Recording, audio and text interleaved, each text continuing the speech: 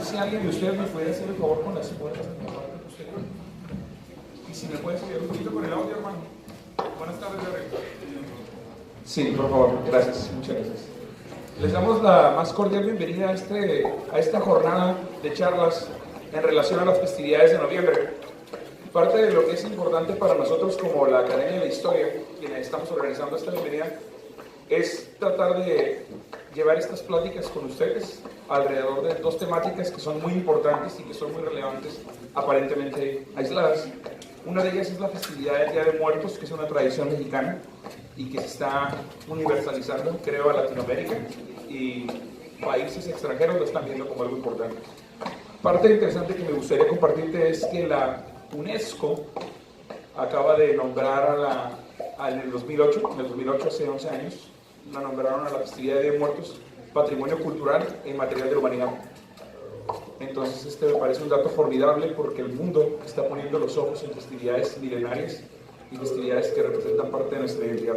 Por otra parte, la Revolución Mexicana tiene unos alcances en el sentido de que, a pesar de ser un proceso que en nuestro país y en el mundo fue la primera revolución burguesa que se dio en el siglo XX, es una revolución, es un fenómeno que ha afianzado la identidad nacional. Entonces ambas convergen en ese sentido y yo creo que es importante que hagamos un revisionismo, dado que hoy en estos tiempos pues nada, vemos matanzas y muertes, pero muchas de ellas totalmente sin sentido, ¿no?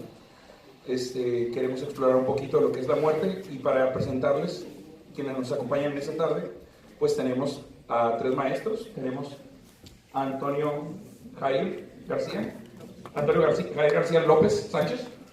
Le pedimos un aplauso fuerte, maestro de historia.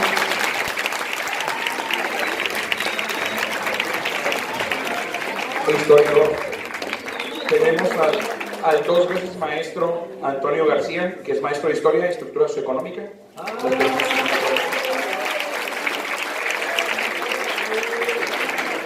Y al maestro de BI, Bachillerato Internacional de Historia, Joaquín Aranda, para que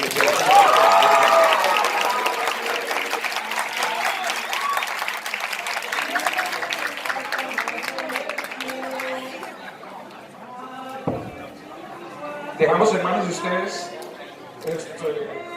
la palabra y les deseamos que tengan una excelente tarde.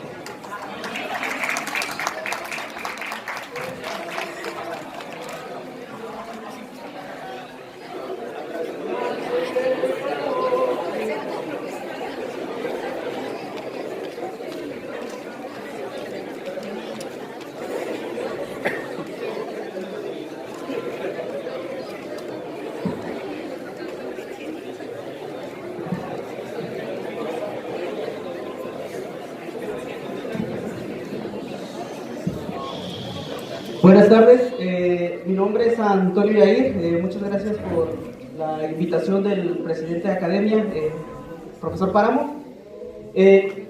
Lo que vamos a presentar, o al menos lo que voy a presentar yo, es la letalidad en la Revolución Mexicana. Hay que tener en cuenta que es una revolución sangrienta, uno de los primeros enfrentamientos del siglo XX. Después vendrá la Primera Guerra Mundial y la Segunda Guerra Mundial, las cuales serán ya enfrentamientos de mayor dimensión en cantidad de muertes. Para tener en cuenta esto, es un movimiento que inicia en 1910 con el Plan de San Luis, donde Francisco I. Madero desconoce el gobierno de Porfirio Díaz y a partir de ahí iniciará un movimiento armado en contra de este gobierno por cuestiones de antirreelección, cuestiones políticas, sociales, muchos fenómenos, como decía el profesor, participan dentro o en el interior de la Revolución Mexicana. Acá podemos ver las características. Este es Pascual Orozco, el cual se va a aliar después con el golpe de estado de Victoriano Huerta hacia el gobierno de Madero. Se va a aplicar la pena de fusilamiento hacia los generales. A los soldados no se les va a aplicar el fusilamiento, inclusive se les invita a adherirse a los gobiernos, a las otras facciones, ya sea la constitucionalista, la villista o la zapatista, ¿no? Según quien los detenga. Vamos a ver que lo que plantea Robert McCann, un profesor de la Universidad de Minnesota, que mide o estudia la revolución desde los estudios demográficos. Él establece, o muchos de los profesores siempre decimos en la clase de manera sencilla, en la revolución mueren 1 millón de personas, ¿no?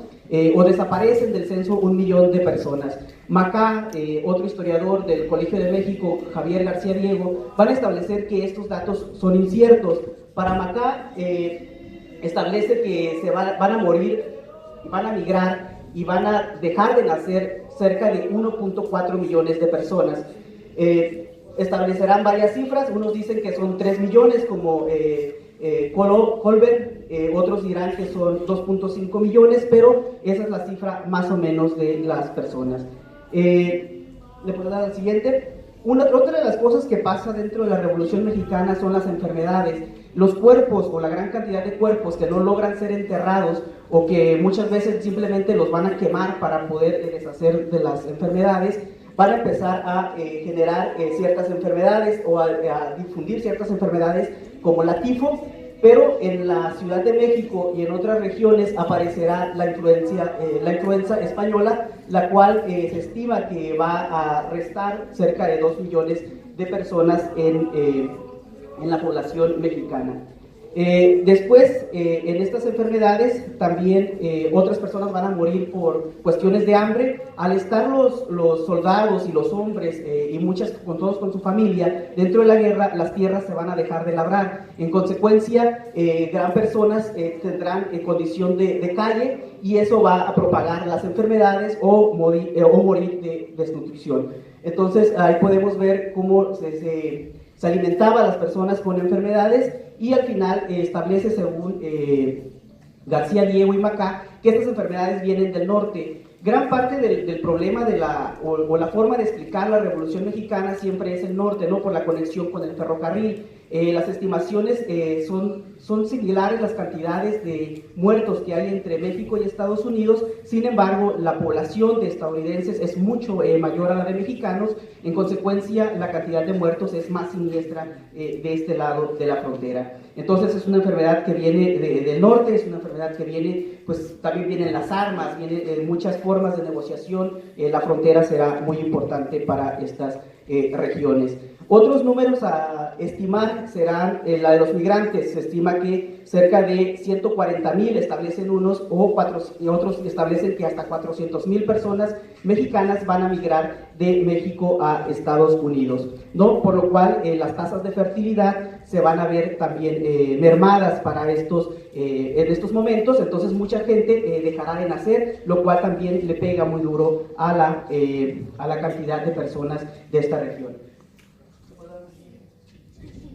Otro de los problemas que da la Revolución Mexicana es la forma del espectáculo, ¿no? Por ejemplo, cuando se estaba dando la revolución en la frontera, los estadounidenses pagan 25 centavos, 10 centavos para subir a los edificios del lado tejano y desde allá observar del Paso, Texas, hacia el lado mexicano, observar los tiroteos, ¿no? Entonces, también la revolución forma como espectáculo. Sin embargo, muchos ejecutados aparecerán, por ejemplo, en tarjetas postales, ¿no? Entonces, en realidad, la Revolución Mexicana, pues, es una forma de representarlo mediante muchas figuras, y una cosa serán mostrar a los muertos. Un problema paralelo que se da en este sistema de la Revolución Mexicana es el linchamiento de mexicanos dentro del territorio estadounidense. En los estudios de William Carrigan y de Cliff van a establecer que van a morir cerca de 500 personas registradas, al menos que se tienen desde la prensa o desde los registros de estos ejecutados. Sin embargo, dicen que los números pueden llegar a varios miles, en tanto existen varias ejecuciones que no son registradas, pero que están dentro de la cultura popular de estas regiones. Y entonces, en este sistema vamos a ver que hasta 1928 se tiene la ejecución de mexicanos. Entonces, durante la Revolución Mexicana muere gente dentro del territorio nacional, deja gente de nacer, muere mexicanos migrantes a Estados Unidos. Entonces, si se van 500,000 en un proceso, por ejemplo, García Diego establece que para 1914 van a migrar cerca de 128,000 mexicanos. En tanto, la llegada de mexicanos pues se puede interpretar como también renacer sentimientos anti-mexicanos, y entonces inclusive algunos de los linchamientos van a ser simplemente por verse muy mexicanos, ¿no? Entonces, a partir de estas figuras de estereotipo o de odio racial, pues se van a culpar a los mexicanos. Entonces, si en un pueblo de 500 personas alguien se roba una vaca, pues hay que culpar a alguien. A final de cuentas, la culpa caerá en el que se ve distinto al resto del pueblo, ¿no? Al otro dentro de estos pueblos y al mexicano. También es un show, es un show esto de los linchamientos. La gente se reúne, se pone a observar la forma de ejecución de este lado de Estados Unidos. Entonces, para concluir, según datos de Macá, se estima que se pierde población dentro del territorio nacional por 2 millones, esto en el costo social.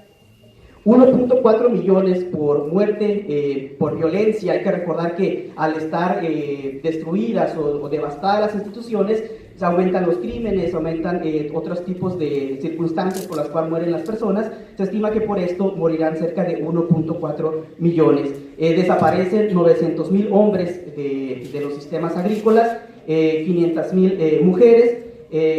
Estima que 550,000 mexicanos no nacen durante este periodo de la revolución, y su estimación para la migración es de 200,000 personas. Entonces, estos datos son muy grandes, en tanto, por ejemplo, García Diego establece que para el siglo XX será considerada como la octava guerra que mayor letalidad tuvo en estas regiones. Habrá otras, ¿no? Aparecerá después Vietnam, aparecerá la invasión a Corea, o en el pasado hay otras con Gengis Khan, etc. Sin embargo, en el siglo XX pues, se podría considerar con estas cifras la octava guerra con mayor cantidad de muertos. Muchas gracias.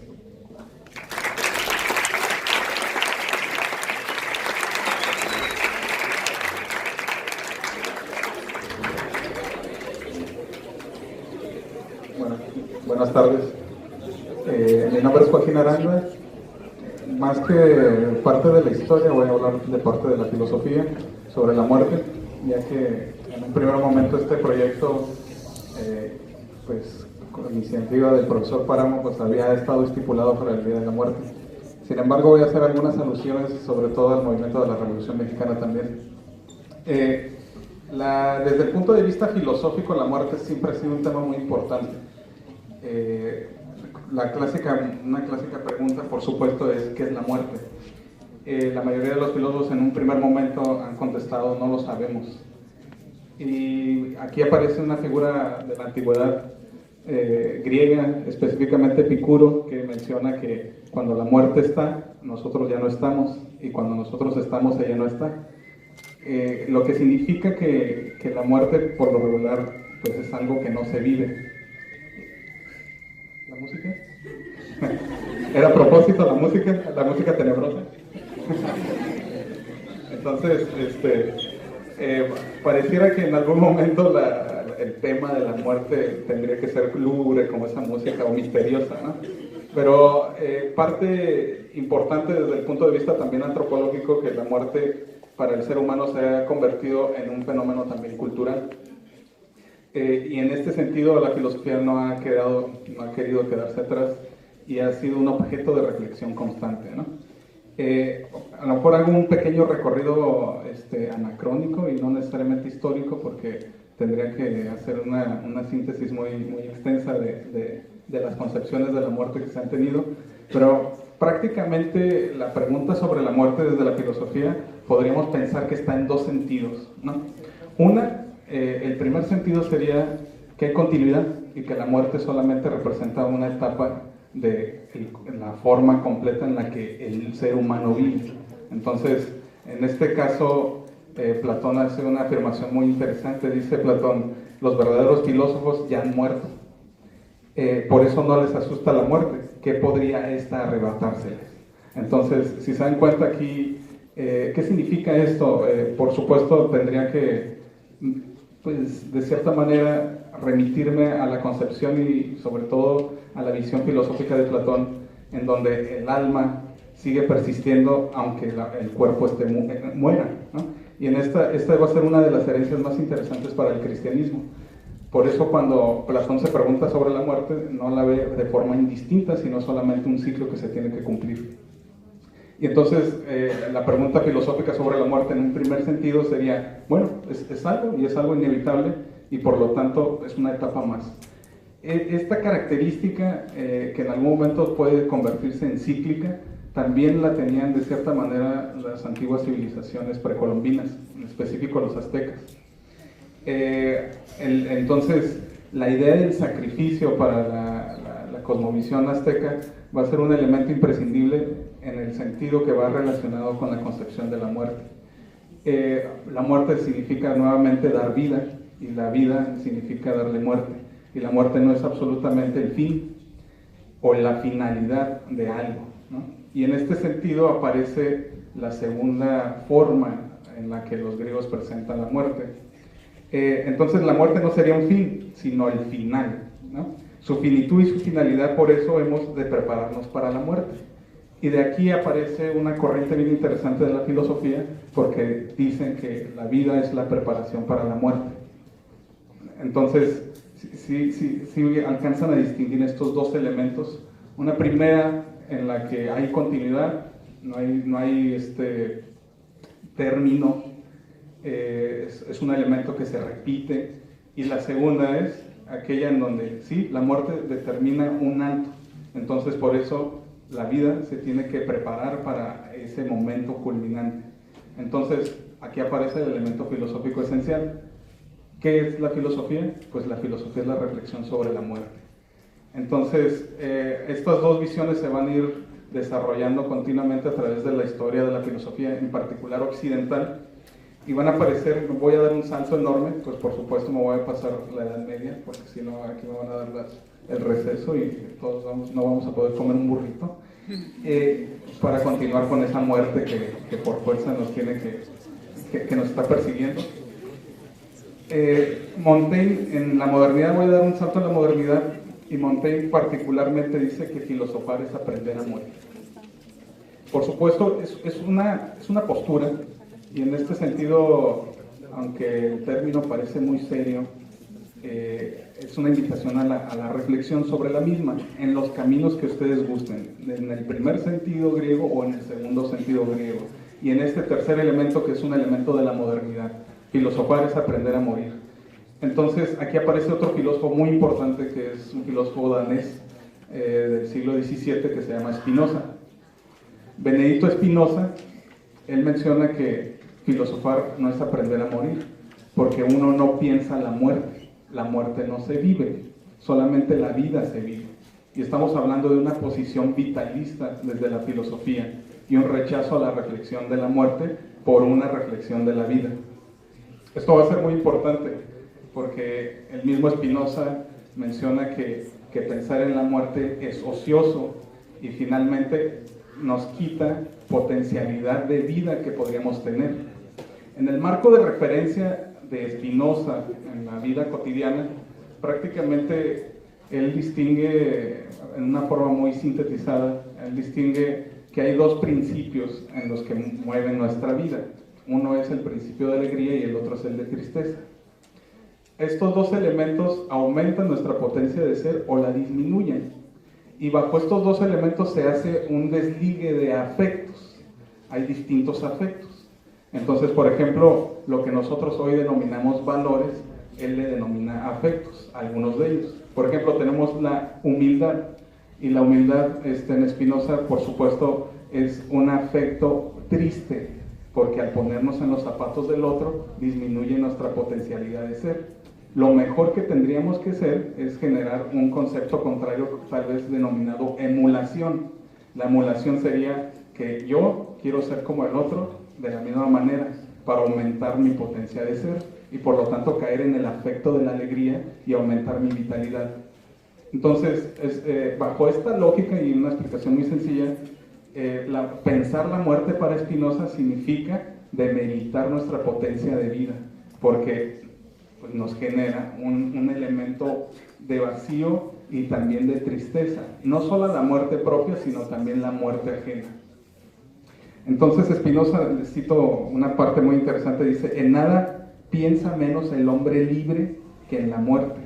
y su sabiduría no es una meditación de la muerte, sino de la vida.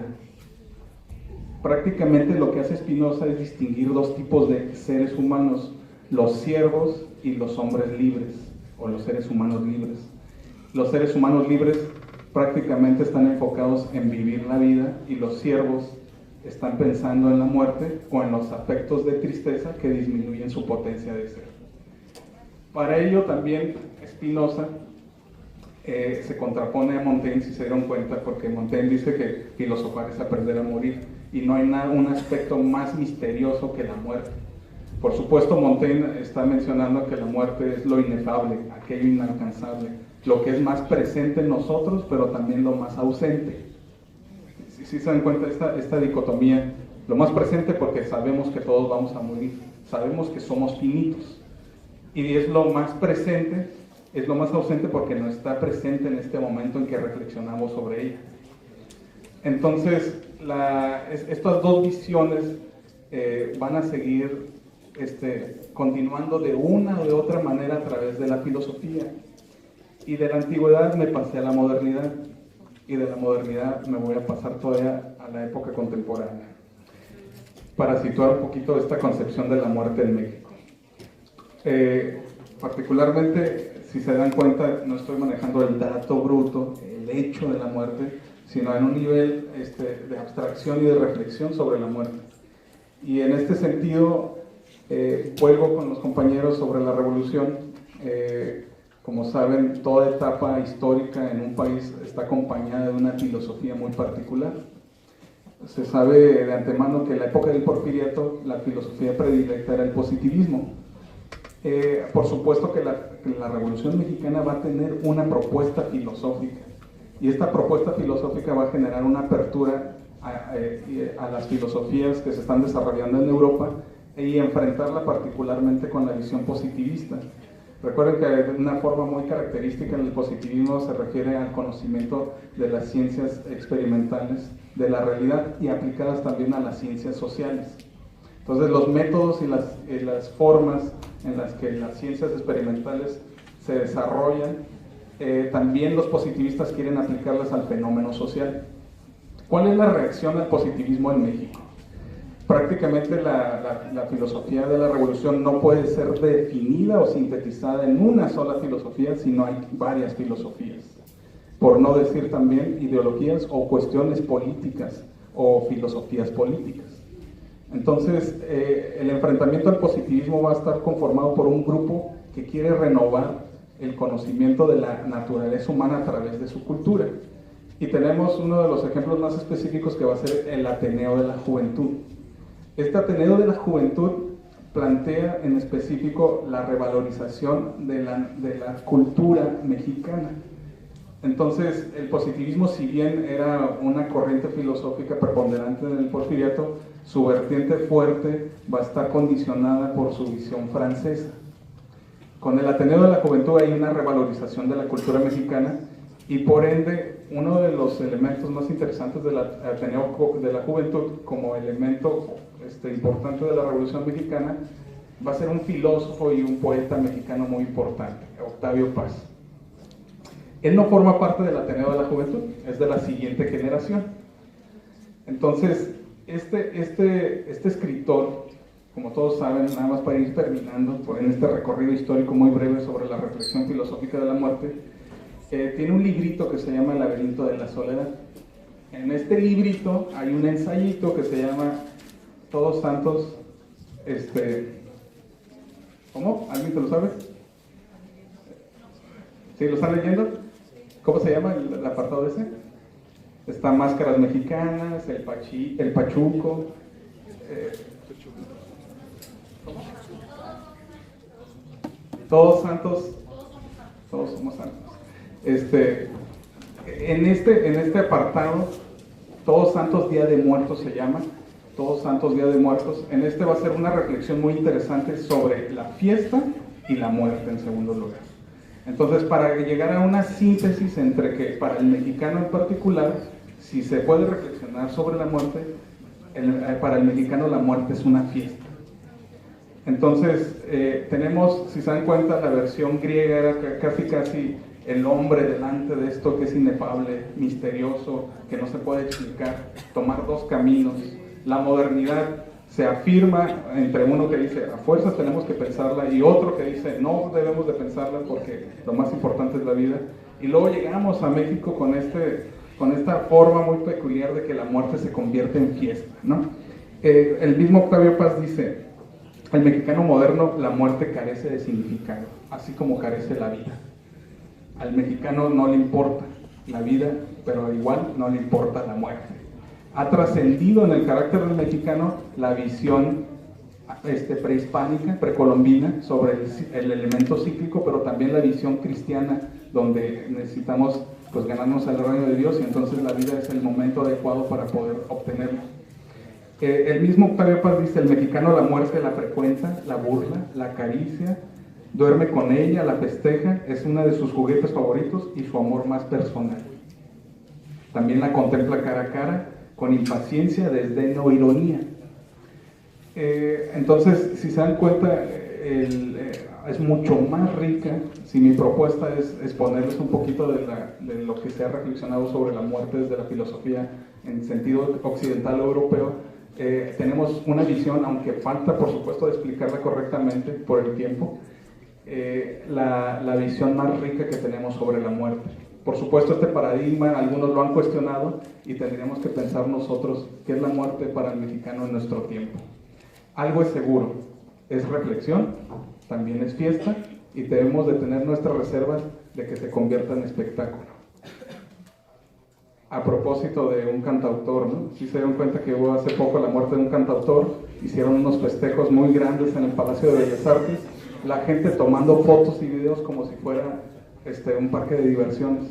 Entonces, si bien puede ser fiesta y algo que pueda ser interesante, también podríamos evitar algunas de sus formas excesivas. Es todo por mi parte. Muchas gracias.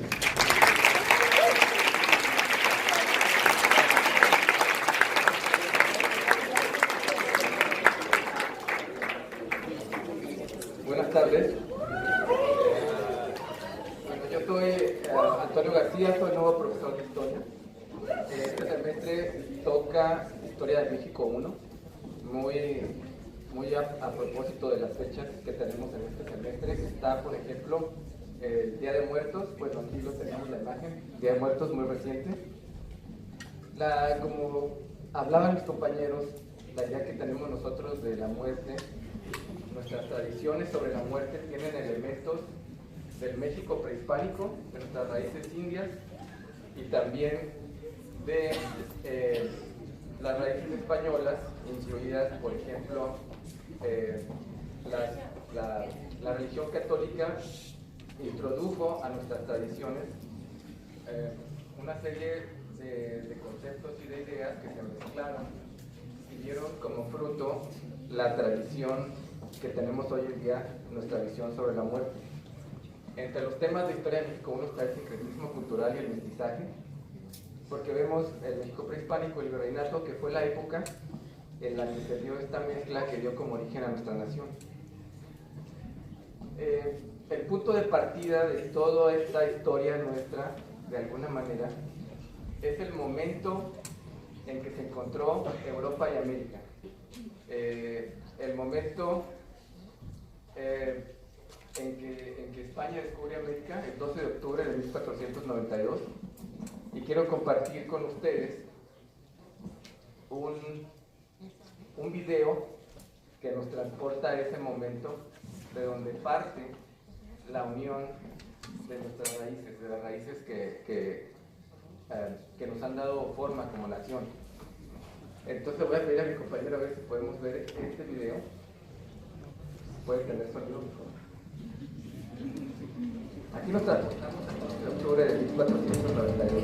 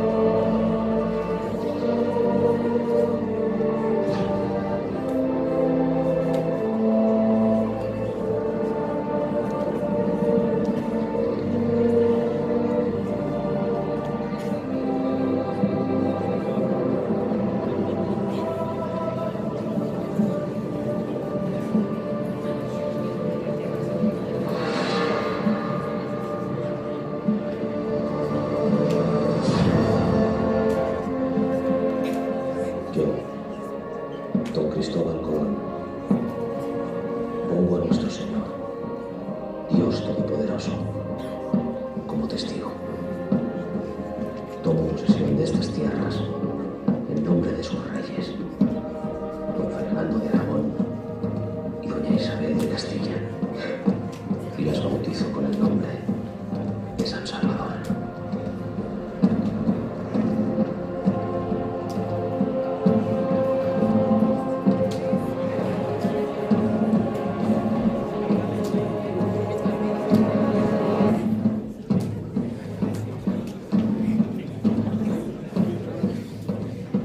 Bueno, este momento fue muy importante.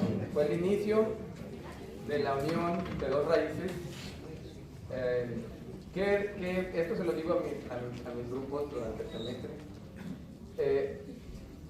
América antes de este momento era un conglomerado de grupos muy variados, cada uno con su lengua.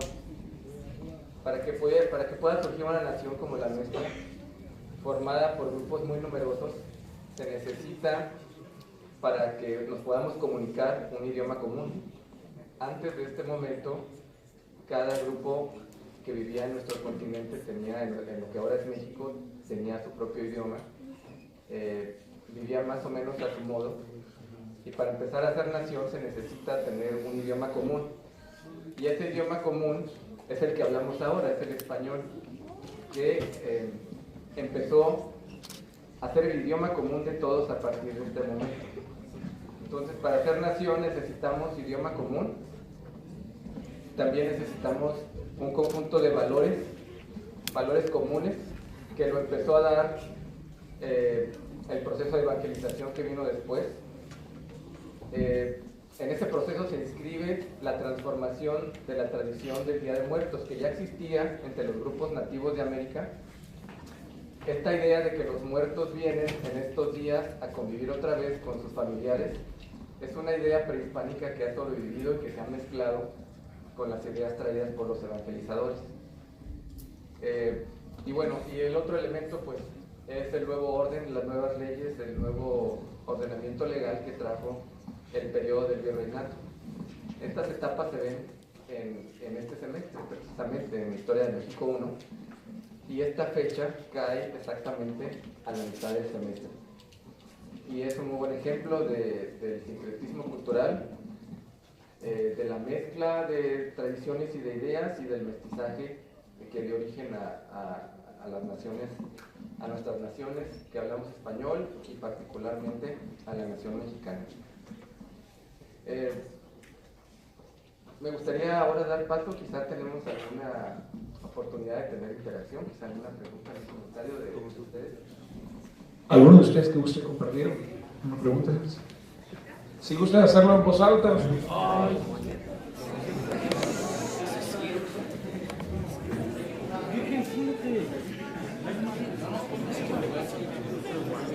¿Alguien más? ¿Dos personas más? ¿Uno? ¿Alguien más? ¿Alguien más?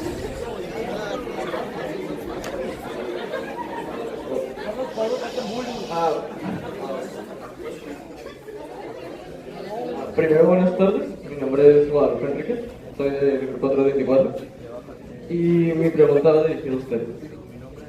Yo siempre he tenido una opinión acerca de la conciencia de la muerte y pues Dios y todo eso, y se la quisiera compartir para ver si tal vez está de acuerdo o me podía aclarar algunos puntos.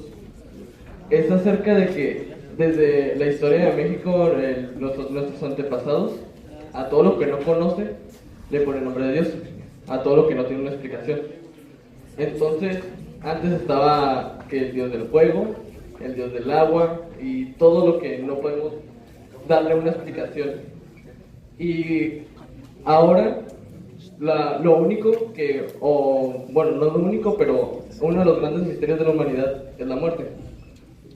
Y por eso, como no conocemos la muerte y todo eso, nosotros le ponemos el nombre de Dios, que si mueres vas a conocer a Dios y todo eso. Entonces esa es mi opinión personal y quisiera saber si usted cómo la vería desde su punto de vista. Sí, gracias por la pregunta y el comentario. No voy a como comentar y a sancionar pues una opinión personal. Más que nada, a mí se me hace difícil distinguir desde el punto de vista tal vez agnóstico de que la muerte signifique Dios, o que la relacione directamente, ¿no? Si bien Dios también en todas las religiones, vamos a denominarlo de esta manera, se presenta como el misterio. Entonces, sabemos que en nuestro mundo tecnificado y por el desarrollo científico se tienen muchas explicaciones, pero no se tienen todas las explicaciones, y entonces la muerte se presenta como una de ellas. Aquí la reflexión filosófica en particular no se reduce a la muerte biológica también, ¿no? Entonces, porque la muerte biológica es explicada en términos pues físicos, dejar de latir el corazón, la circulación, etcétera, etcétera, etcétera, ¿no? Entonces, pareciera que eso es la muerte, pero en términos filosóficos se presenta, se abre un panorama en el que es completamente la ausencia o el vacío, y en filosofía utilizamos un concepto muy particular que se llama lo inefable, aquello de lo que ni siquiera se puede decir, porque todo lo que digamos sobre ella, pero realmente como no sabemos qué es, no podemos traducirla en esa medida. Entonces, lo que sí se me hace difícil en tu opinión personal es distinguir o convertir en un sinónimo muerte igual a Dios, ¿no? Todo lo que no conozco, denominamos Dios. Creo que para las ciertas civilizaciones, allá están poniendo atención, para ciertas civilizaciones sí, pero en la mayoría de los casos quedan muchos elementos que forman parte del ámbito humano y no del ámbito divino, en el que ámbito humano sigue teniendo misterios y la muerte debería de ser parte de uno de ellos, no relacionada directamente con Dios. Pero me generas una idea muy interesante, la idea de que también la cultura mexicana, y en especial las civilizaciones prehispánicas, tenían a los dioses de la muerte, igual que cualquier otra de las culturas, ¿no? Ese es un buen elemento. No sé si más o menos. Sí, a ti, muchas gracias.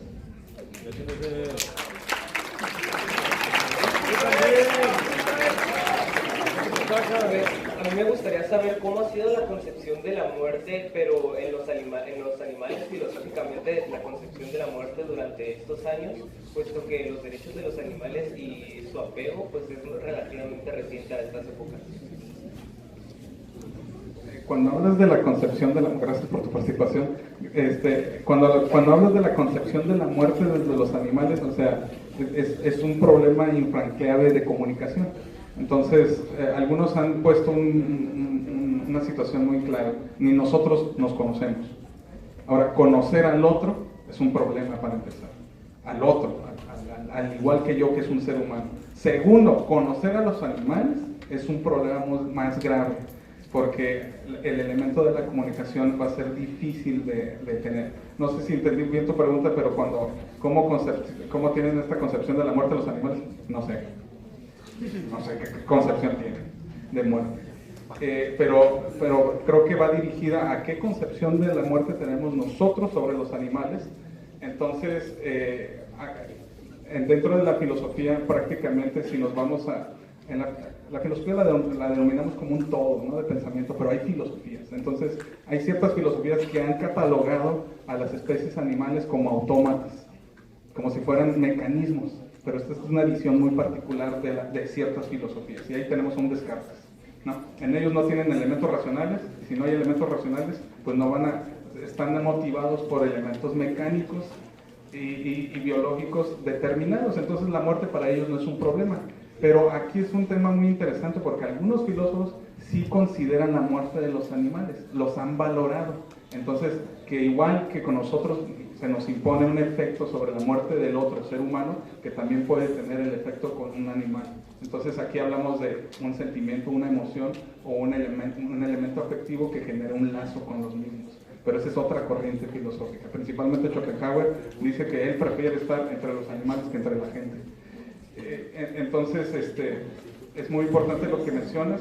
Hay una filosofía, si a ti te interesa, hay una filosofía sobre el pensamiento sobre los animales y una revalorización de los mismos, y también consideran la muerte de ellos, ¿no? Entonces, para terminar rápido, y antes de que nos den el timbre, cuando nosotros pensamos la muerte, tu pregunta es muy buena, porque ¿a poco la muerte sería nada más un tema de los seres humanos? Los animales, si no reflexionan sobre su muerte, entonces, ¿qué nos hace humanos? Tal vez es la reflexión sobre nuestra muerte, que nos sabemos finitos, ¿no? Gracias por tu participación.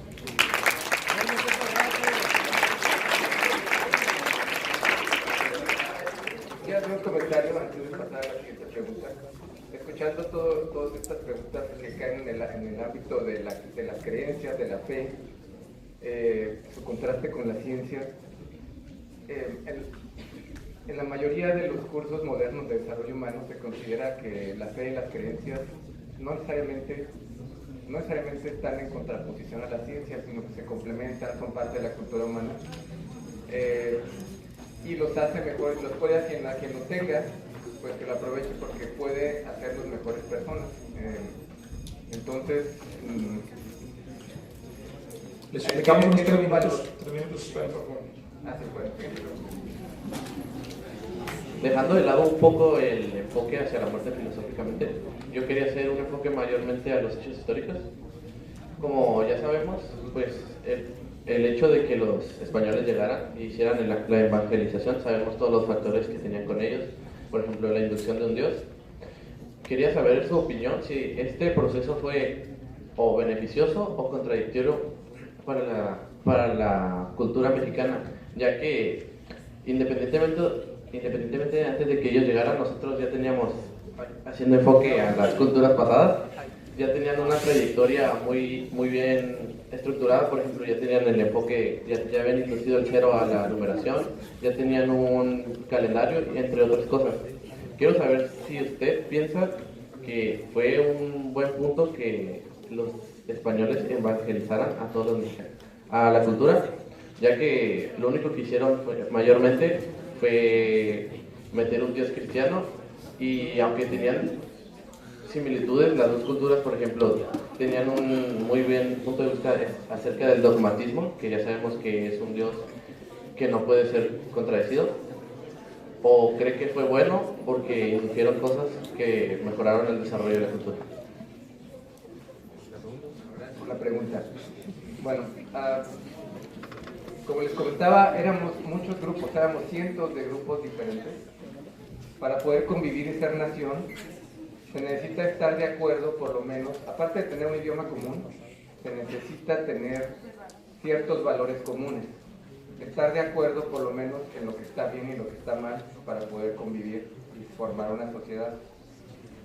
Entonces, el tener una religión común, su función en el virreinato fue la de ir conformando una sociedad muy diversa que pudiera convivir, para poder empezar a mezclar purépechas, tarascos, mayas, seris, ópatas de Sonora, tlaxcaltecas.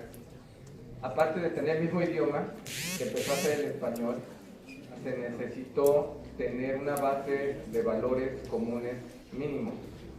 Y eso fue lo que aportó la religión común, la evangelización. Por ejemplo, aportó la idea de que no debe haber sacrificios humanos, por ejemplo. Una serie de mandamientos para que la convivencia tuviera cierta armonía, por ejemplo, los 10 mandamientos, por ejemplo. Y así, una serie de valores. En el pasado, una de las únicas formas de transmitir valores y de educar era en la religión. Todavía hace aportes importantes, por eso comentaba, quien tenga una religión la puede aprovechar, porque desde el punto de vista del desarrollo humano se considera que la espiritualidad y las religiones pueden aportar para ser mejores personas. Entonces tuvo eso una función para construir una nación que no existía antes. Antes, cada uno de estos grupos que les comento, por ejemplo, los aztecas estaban peleados con los tlaxcaltecas y con los purépechas a muerte, ¿no? Entonces, para empezar a convivir esta nación se necesitó idioma común, valores comunes que los aportó la religión, y el ordenamiento de leyes que en la época del virreinato, pues en el tiempo que formamos parte de España, pues lo dieron las leyes emitidas por la corona española. A nombre de la Academia de Historia de México, agradecemos la presencia de todos ustedes en esta tarde y les deseamos que tengan un feliz cierre de año. Estudien fuerte. Gracias por todo.